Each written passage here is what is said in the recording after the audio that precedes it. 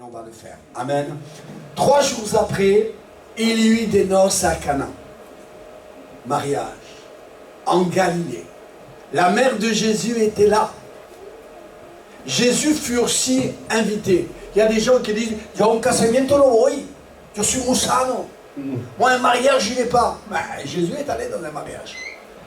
Et Jésus fut aussi invité aux noces avec ses disciples. Le vin ayant manqué, la mère de Jésus lui dit, ils n'ont plus de vin. Jésus lui répondit, c'était le langage de l'époque, hein, c'est pas méchant comme il parle Jésus. Jésus n'est pas méchant, Jésus est bon. Femme, qu'y a-t-il entre moi et toi? Mon heure n'est pas encore venue. Sa mère dit aux serviteurs, faites ce qu'il vous dira. Il y avait là 6 vases de pierre destinés aux purifications des Juifs, contenant chacun d'eux 3 mesures, 2 ou 3 mesures.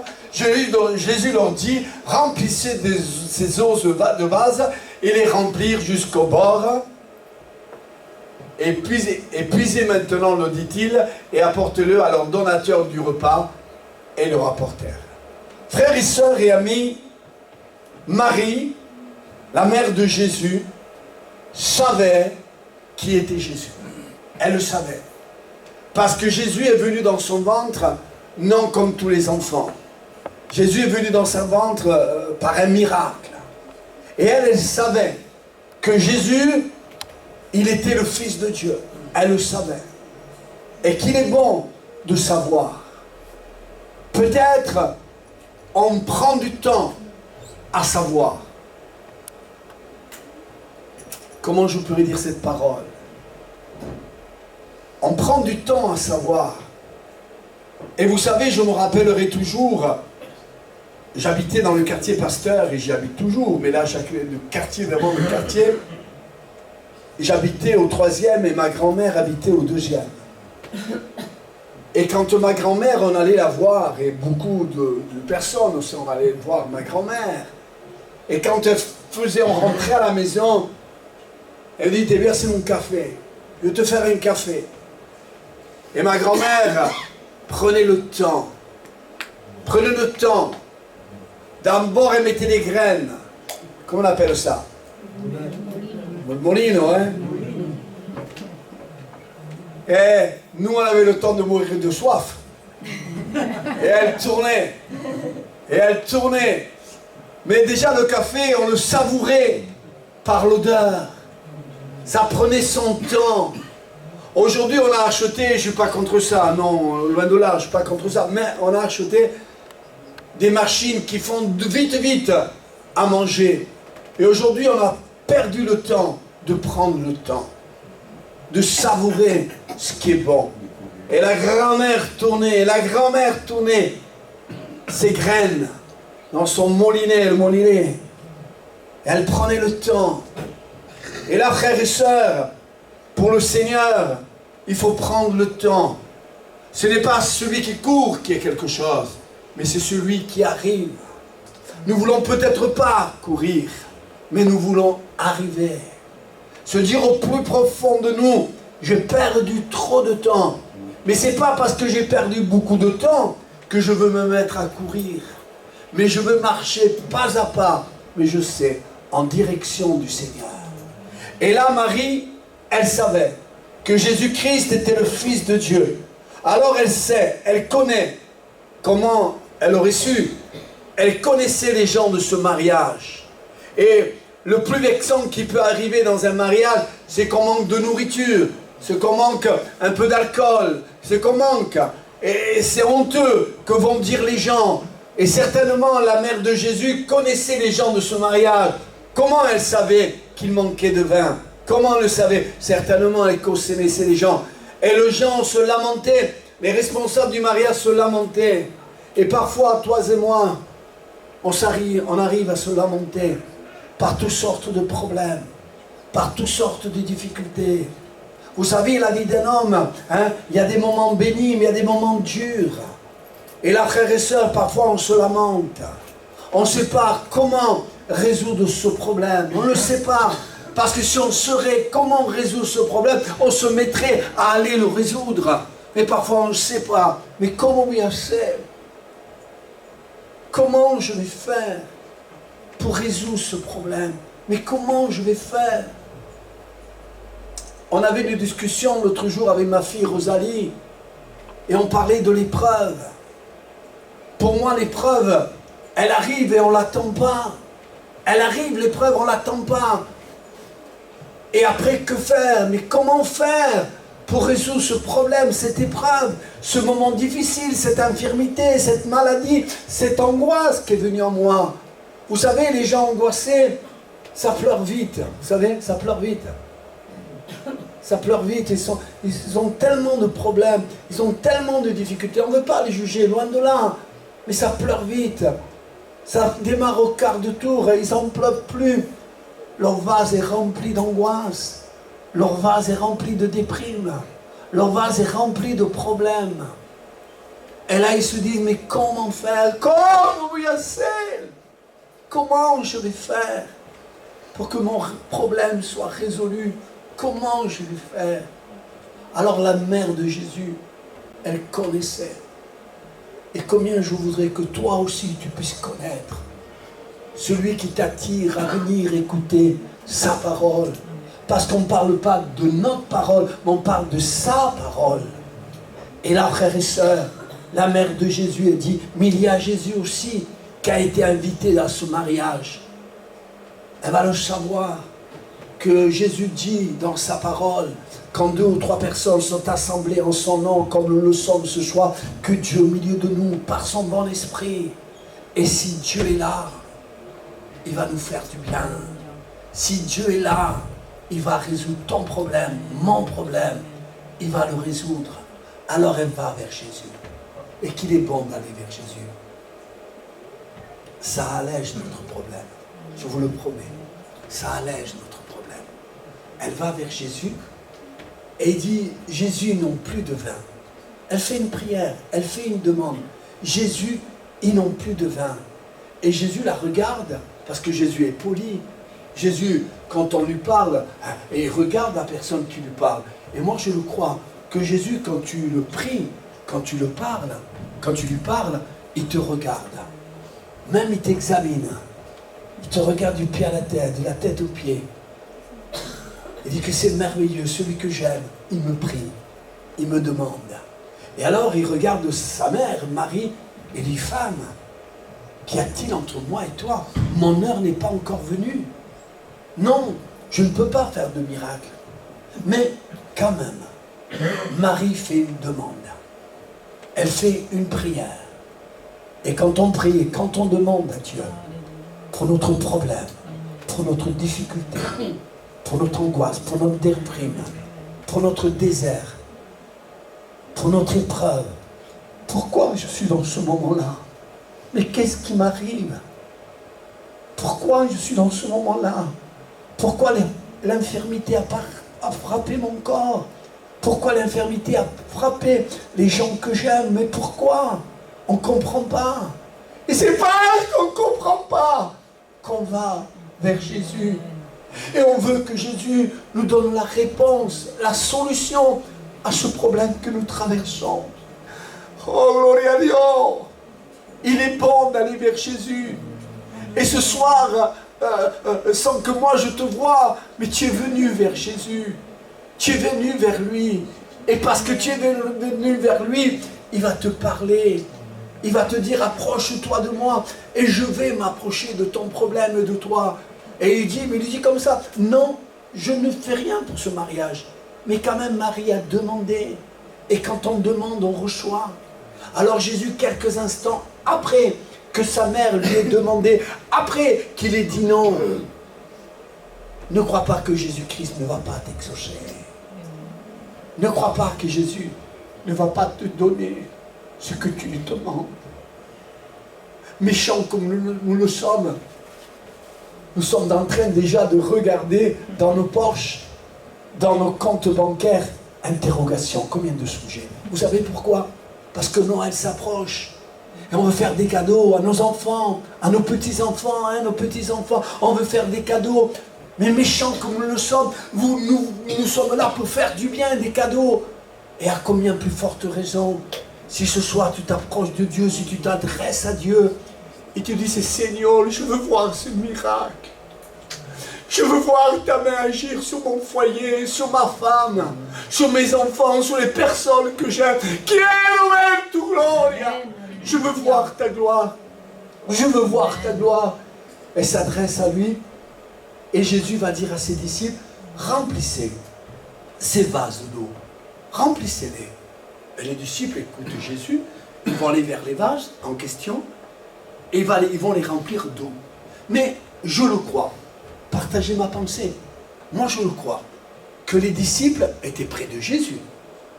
Les disciples ont entendu la mère de Jésus dire que les gens du mariage avaient besoin de vin. Vous êtes d'accord avec moi?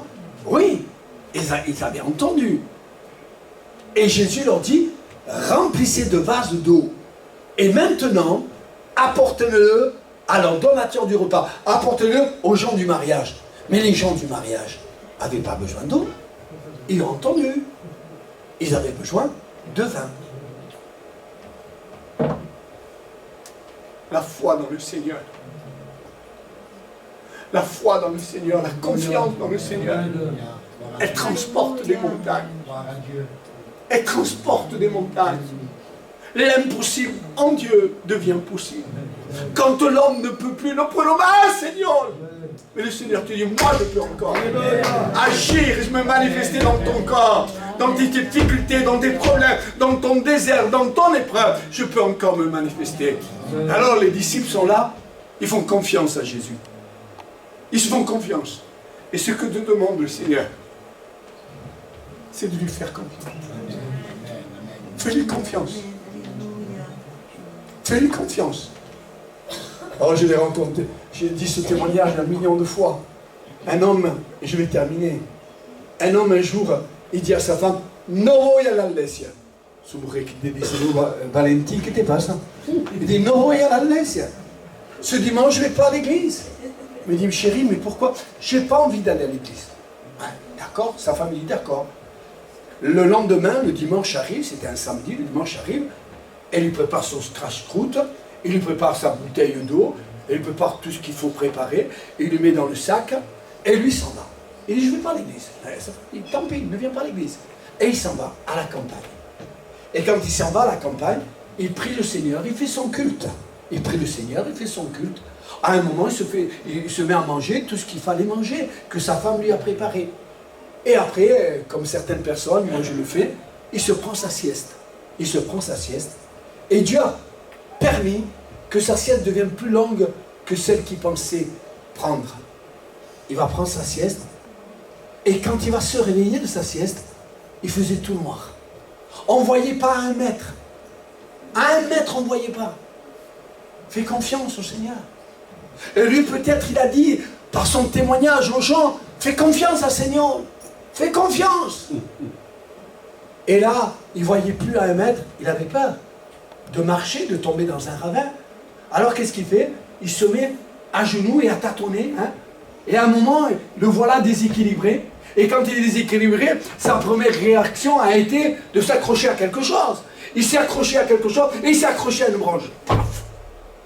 Et là, sa première réaction d'un enfant de Dieu, qui n'est pas allé au culte, c'était pas bien, mais quand même il était un enfant de Dieu.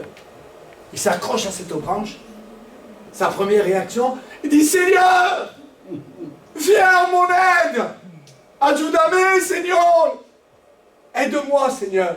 Et le Seigneur lui dit, lâche les mains. Il dit, non, il n'y a pas dans ce Dieu une autre personne que le Seigneur. Parce que le Seigneur lui dit de lâcher. Et Seigneur, qui est là? Je ne veux plus voir ma femme, mes enfants. Le Seigneur, c'est un Dieu cruel, qui est madame. Et là, il est là, il est en train de souffrir, et il n'en pouvait plus. Il dit, Seigneur, mais fais quelque chose pour moi, Seigneur, s'il te plaît. Et le Seigneur, par sa sagesse, son amour, il lui dit, lâche, mais lâche. Il est contre le Seigneur là, à 100%. Il lui dit, lâche, mais lâche. Ne souffle main. Prends ton problème et mets-le à le pied de la croix. Amen. Lâche ce qui te fait mal, ce qui fait mal à ton foyer, à ta femme, à tes enfants. Lâche. Et lui ne veut pas lâcher. Mais à un moment, la fatigue arrive. Les mains, il y a des fourmis qui arrivent. Il ne veut pas écouter le Seigneur. Et à un moment, il est obligé de l'écouter. Et à un moment, il s'est mis à mourir, mais à Brigitte Bardot, je ne veux plus la voir. Et là, elle n'en peut plus, frères et sœurs. Elle a dit, je lâche, mais il va mourir. Je vais mourir. Pourtant, le Seigneur m'a dit de lâcher. Il connaît toutes choses. Il m'a dit de lâcher. Il est tombé à quelques centimètres. Mais au départ, Dieu le voyait, qu'il était à quelques centimètres. C'est pour ça que Dieu lui demandait, lâche. Lâche ton problème. Mais lâche-le, ton problème. Lâche ton péché, lâche ton angoisse, lâche ta déprime. Et les disciples prennent l'eau et ils vont en direction des gens du mariage. Ils vont, et quand ils vont, le prodige et le miracle se produisent. Vous voulez que le prodige et le miracle se fassent dans votre vie, dans votre corps, dans vos pensées? Et là, le prodige et le miracle se fait. C'est-à-dire que l'eau va être changée en vin. Ton caractère, ta façon de vivre, ta façon d'agir va être changée. Mais tu vas faire aucun effort. Parce que les disciples qui transportaient l'eau ont fait aucun effort. Ils ont laissé faire le prodige, le miracle. Alors laisse faire. Je te regarde, je te pointe du doigt. Il paraît que c'est mal poli, alors je ne pointe pas du doigt. Laisse faire. Laisse faire. Laisse faire. Laisse faire. Au nom de Jésus. Laisse faire.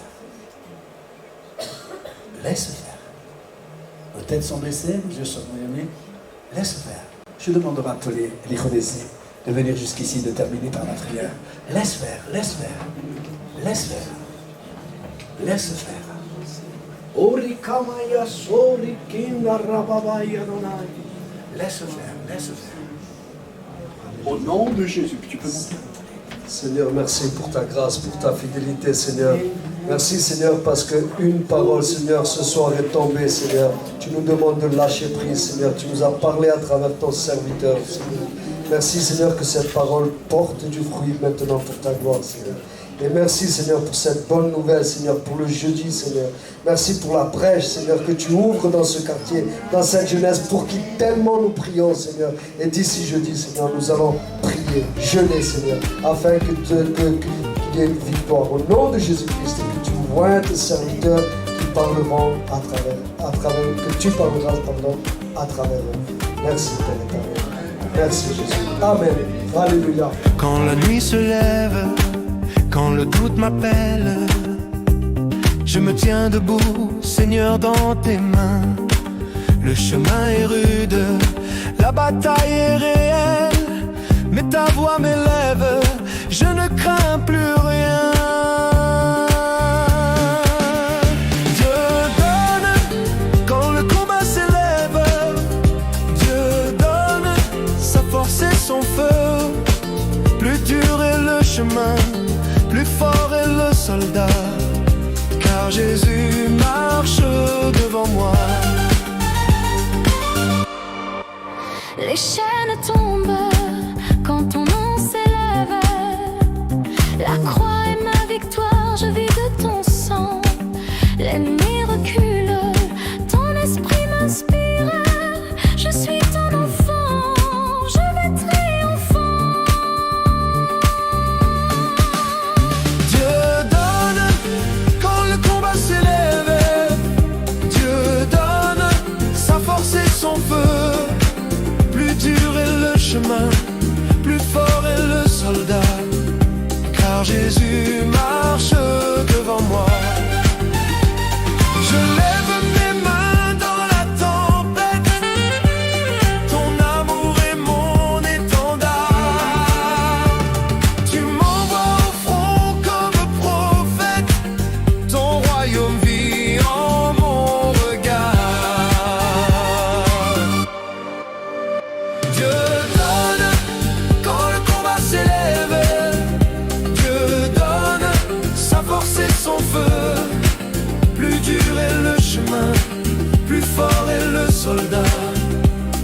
Jésus marche devant moi. Dieu donne quand le combat s'élève. Dieu donne sa force et son feu. Plus dur est le chemin, plus fort est le soldat. Car Jésus marche devant moi. Soldat de lumière, je ne plie pas. Car Jésus